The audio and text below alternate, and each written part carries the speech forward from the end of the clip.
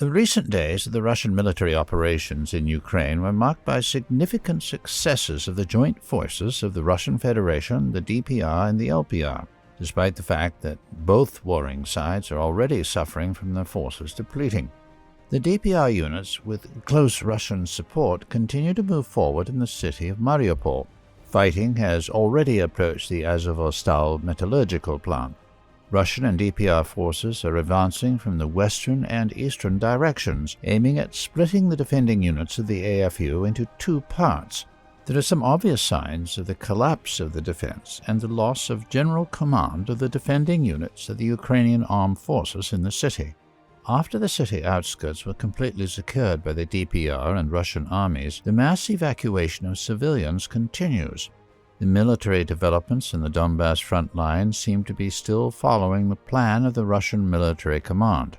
The DPR units took control over the settlements of Mikhailovka, Stavki, Vassilevka, and street fighting continues in the large settlement of Verkhnetgoretskoye to the southwest of Golovka.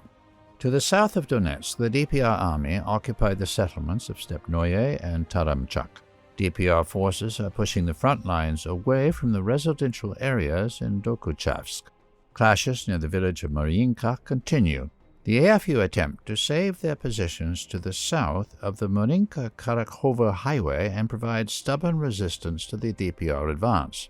Ugledar remains under the AFU control, but the withdrawal of some Ukrainian units from the city was reported. Along the E50 highway, supply of military reinforcements for the defending grouping continues from the city of Dnipro. Fierce clashes near Avdiivka and Popasnaya continue. In the area of the Severodonetsk-Lysychansk, the LPR grouping continues successful offensive operations. Fighting on the northwestern, northeastern, and eastern outskirts of the city of Severodonetsk continues, but DPR forces are yet to enter the cities.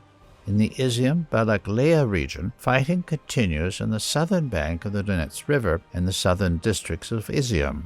The AFU destroyed some of the bridges and are preparing to withdraw to the Slavyansk-Kramatorsk agglomeration.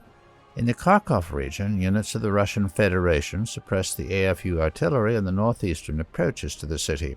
The UAF military facilities in the Kharkov region were significantly damaged by Russian rocket and artillery strikes.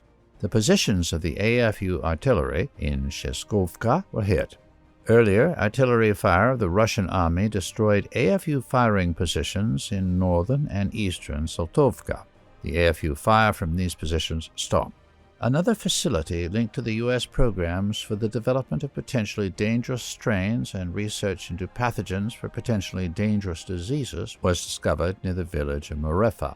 After numerous strikes of the Ukrainian Tochka-U tactical missiles on civilians in the DPR and LPR on March 17th, Russian rockets destroyed the Ukrainian 732 artillery ammo base in the town of Sarny in the Rivne region, where the missiles were stored. Near Kiev, the AFU counteroffensive in Gostomel and Bucha turned out to be virtual. The Russian paratroopers managed to force the Irpin River, gain a foothold on the eastern shore. The expansion of the bridgehead is planned. In the area of Nikolaev, there are clashes to the north of the city. The AFU attack in the direction of the Kaskovkaya HPP was repulsed. The forces of the warring sides are proportionally depleted. Having tactical successes, the Russian army and the LDPR are forced to focus on their most important front lines in Mariupol and in the city of Severodonetsk. In other regions, Russian forces are actively using artillery and aviation to suppress the AFU firing positions and fortifications. For their part, the Ukrainian units are close to exhausting their defensive potential. Offensive actions of Kiev forces are apparently possible only in the area of Nikolaev and to carry out a potential breakthrough to the west from the eastern front lines, where their main grouping is under threat of operational encirclement. Each side solves the lack of forces and means in its own way. Russia is pulling up additional units from its central regions. Ukraine is forcing the mobilization of civilians and receives a large number of weapons from NATO countries.